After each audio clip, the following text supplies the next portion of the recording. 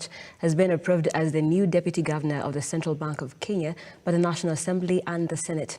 This is following her nomination by President William Ruto. Ian Keitani with that story.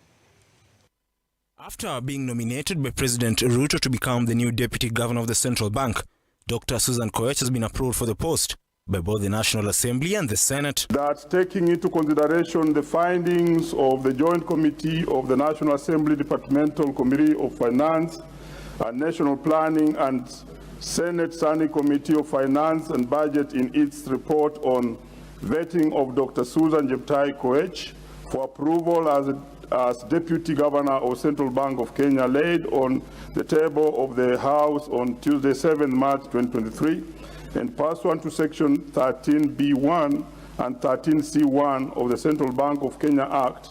As many are as of that opinion say aye.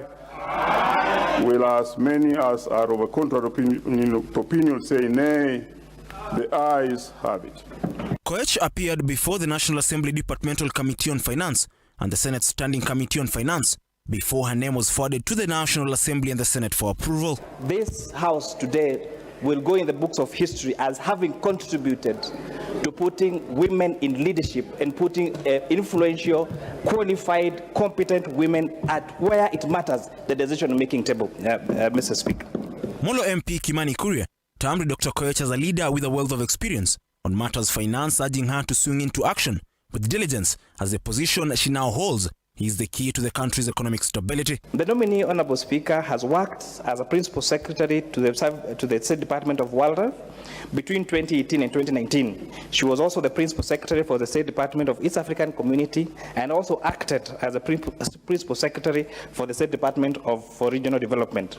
Prior to joining public service, Dr. Susan served in the banking sector, rising from the level of just an entry point level at Kenya Commercial Bank all the way to becoming the regional manager for Kenya Commercial Bank, Mr. Speaker. Our appointment comes just months before the tenure of current CBK boss Patrick Njoroge comes to an end. Ian Keitani, Look Up TV.